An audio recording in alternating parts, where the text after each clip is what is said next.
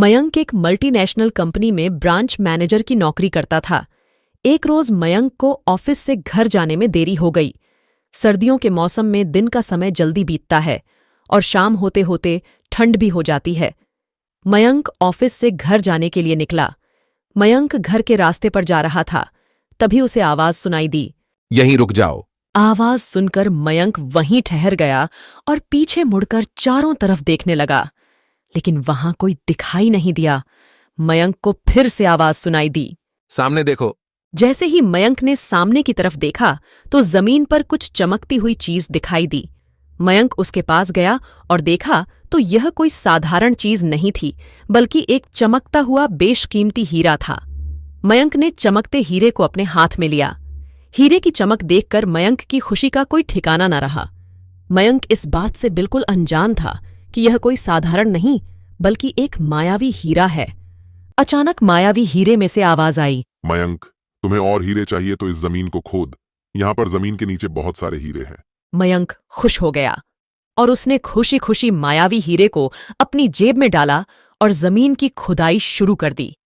लगभग 2 फीट खुदाई करने के बाद अचानक मयंक डर के मारे चिल्लाने लगा, जिसके कारण उसका संतुलन बिगड़ गया और मयंक जमीन पर गिर पड़ा, क्योंकि उस गड्ढे में से चमकते हीरे मोती नहीं, बल्कि किसी भूत का कटासर था।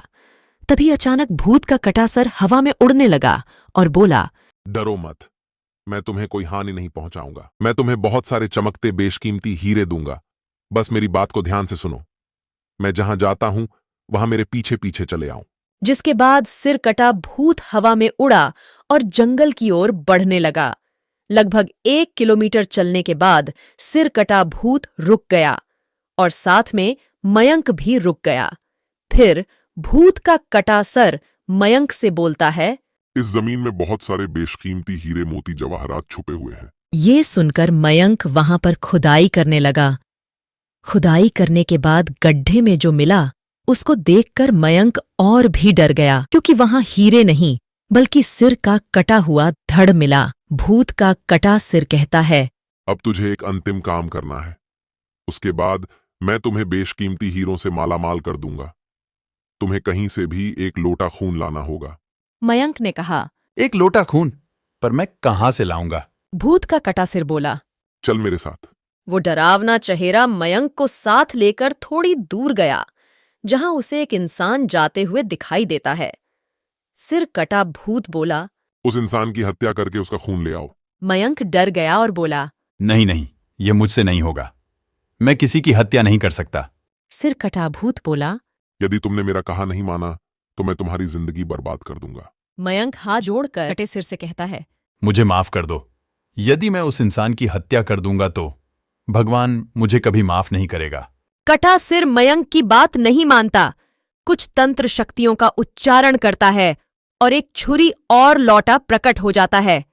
सिर कटा भूत गुस्से से बोला, यदि तुम मेरा कहा नहीं मानोगे तो मैं तुम्हारे साथ साथ तुम्हारे परिवार की भी मृत्यु कर दूंगा। मौत के डर से मयंक उस व्यक्ति की हत्या करके खून का लौटा भर कर ले आता है और भूत के कटे हुए सिर के पास रख देता है, जिसको देखकर वो भूत बहुत खुश हुआ और मयंक से बोला, ये खून का लौटा मेरे धड़ पर डाल। उस सिर कटे भूत के कहे अनुसार मयंक ने खून से भरा लौटा उसके धड़ पर डाल देता है, जिसके पश्चात कटा हुआ सिर और कटा हुआ धड़ दोनों आपस में जुड़ जाते हैं, जिसको देखकर मयंक और भी बुरी तरह भयभीत हो गया। जो भी हो रहा था उसको देखकर मयंक की हालत बहुत खराब हो गई थी। भूत को जिंदा होता देखकर मयंक भयभीत हो गया था। भूत जिंदा होकर जोर जोर से हंसने लगा और भयानक आवाज में जोर से बोला, मूर्ख इंसान, तुमने मुझे जिंदा करके बहुत बड़ी गलती कर दी है। मुझे बहुत तेज भूख लगी है और अब मैं तुम्हारा मांस खाकर अपनी भूख शांत करूंगा। अब पूरे शहर का सर्वनाश होगा। यहाँ के हर इंसान को मैं खत्म कर दूंगा। बुरी तरह से भयभीत मयंक के मुंह से आवाज भी नहीं निकल रही थी, जिसके बाद मयंक वहां से तेजी से भागता है, लेकिन भूत ने छलांग लगाकर मयंक को वहीं गिरा दिया और बोला, भागता कहाँ है? अब मैं तेरा मांस खाऊंगा और अपनी भूख शांत करूंगा। वो भूत जैस ही मयंक को खाने को होता है, तुरंत उसका सिर धड़ से अलग हो जाता है।